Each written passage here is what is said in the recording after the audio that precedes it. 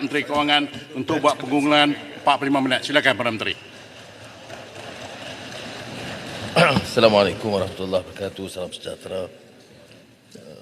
Tuan Sri Yang Bertuah, alhamdulillah kita bersyukur kepada Allah SWT kerana dalam beberapa hari ini Ahli Yang Berhormat telah meneliti, membahaskan kajian separuh penggal.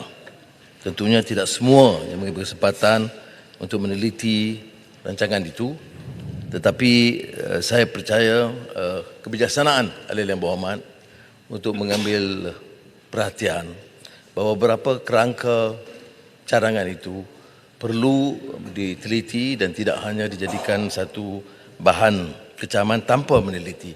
Malah beberapa ahli yang berhormat sama sekali tidak kaitkan rancangan Malaysia ke-12 dalam hujah mereka. Walaupun tentang pandangan-pandangan yang baik dan cadangan untuk memperbaiki, saya akan terima dengan baik. Tapi perbahasan ini dimulakan dengan Ketua Pembangkang Larut yang telah membuat satu kesilapan besar tentang pencapaian KDNK yang tidak pernah dipertikaikan 8.7% 2022. Dan dalam pembentangan saya sebut dari base yang rendah, dari negatif 5.5%.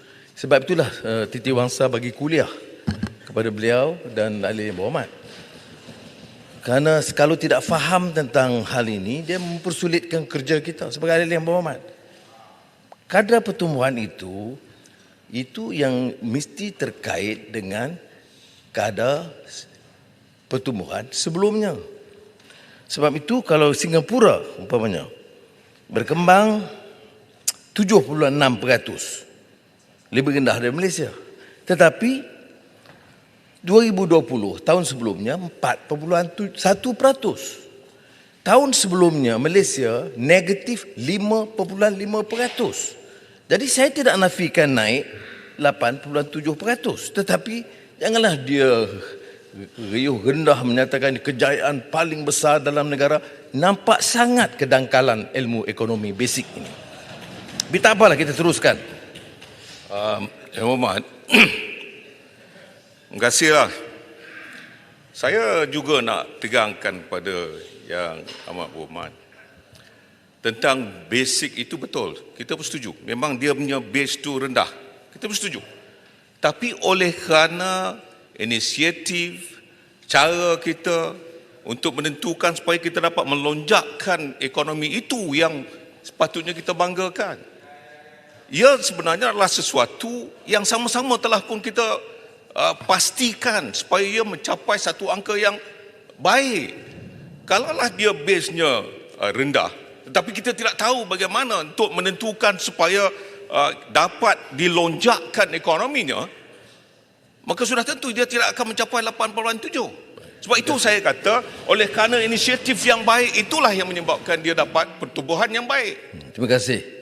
Sebab itu saya sebut, saya tidak nafikan 87%. Yang saya bangkitkan ini, ya, dengar. Dalam tu bila cek teks, jangan kelang kabut. Cek teks. Saya sebut 87%, tapi saya petikai bila disebut ini kejayaan paling besar daripada negara-negara lain, tak betul.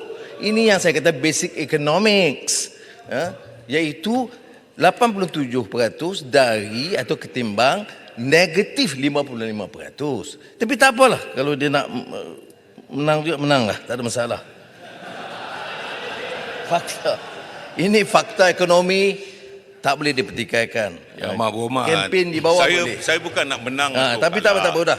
Saya bukan nak menang atau biar saya sambung.